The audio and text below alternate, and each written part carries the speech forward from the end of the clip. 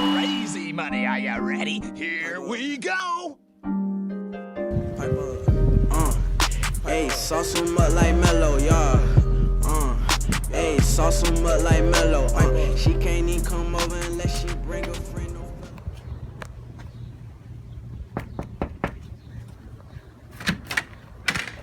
Welcome to the crib, come in. So this is the frat daddy mansion, you know. The young bachelor is living it up, tearing it up in his life, and here's the first room, right?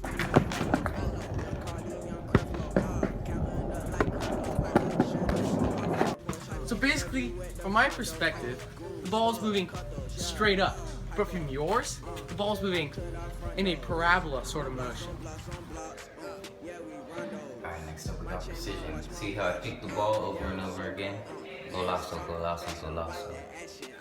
Money, money, money, that's how we do it all day. Moving with her older, yeah. Zilla, then I go up, Yo, bitch make me throw up, Diamonds do the whole up, Make a plate and pour it, Diamonds do the whole up, Make a plate and, hey, post it in the booth with the booth, Hey, post it in the booth with the booth, That gon' kick her out the room, She say I be the truth, we say truth, CC2 Kinemax. Accuracy is when I hit the crosswalk first try. First try Friday, surrender. Yo, can't have these men. Thumbing through the chat with my crew, Hey, she gon' me, then my crew. She gon' me, then my crew. She gon' So like, I totally decked this kid, and it's like an example of momentum from like CC4. So let's play the clip real quick.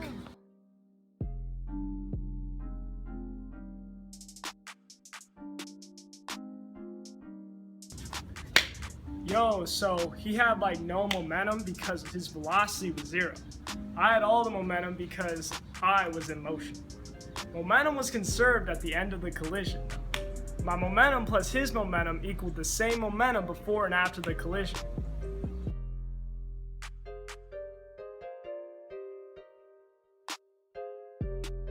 Alright, if you want to join the frat house, you gotta learn this one, okay? This is the most important one you gotta learn, okay?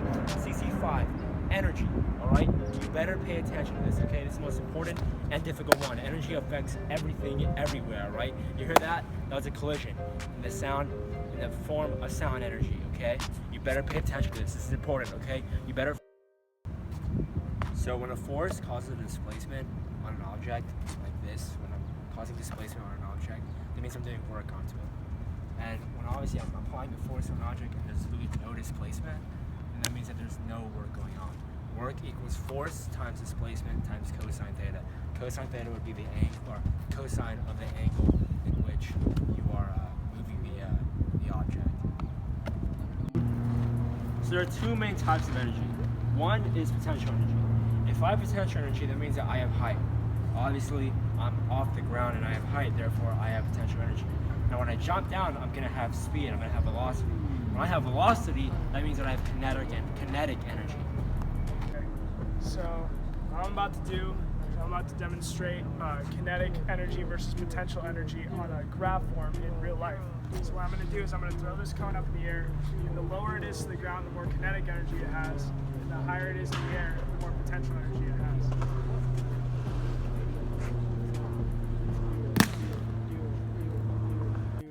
So the warm particles in the room are going to transfer through convection to the medium of the air into this ice cube, thus melting it. So basically, the particles in the room are much warmer than the ice cube itself. So the warm particles are going to the colder particles of the ice cube. Alright, so you can see that the sun is radiating on us right now. So what's going on is I'm obviously not as hot as the sun, and so the sun is going to transfer energy through radiation, which doesn't need a medium, so I guess the medium would just be like the air, I guess, or not no medium at all. And so what's happening is I'm warming up from the sun's energy. So temperature is the measure of average kinetic energy of the particles in a system. Adding heat to a system causes the temperature to rise. While there is no maximum theoretically high temperature, there is the lowest temperature, which is called absolute zero, which means there's no heat present in a system.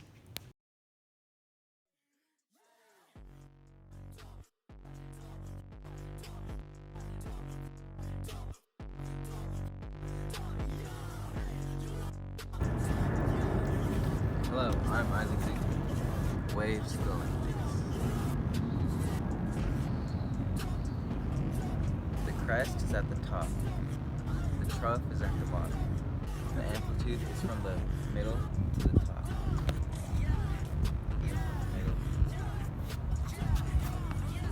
Alright, so waves can be classified as any disturbance that propagates through a medium.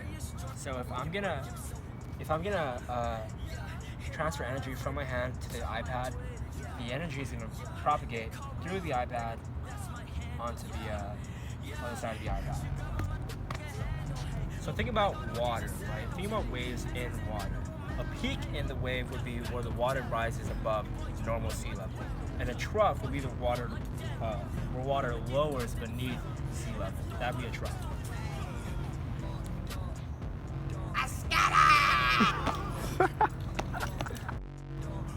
Waves are energy transfer. Transverse waves carry peaks and troughs perpendicular to the direction or motion of the wave.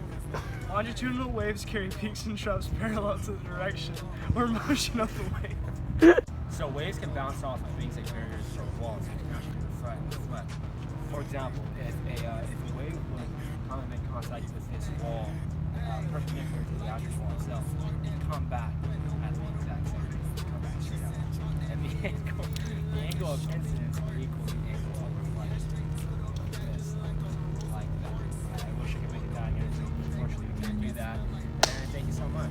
Welcome to CC3. This is dynamics. Alright, so talk about CC3, you gotta keep in mind three things, alright? These three things are Isaac's laws of motion. The first law of motion is the law of inertia. That law proclaims that any object in motion will stay in motion, and any object at rest will stay at rest. Alright, so Newton's second law.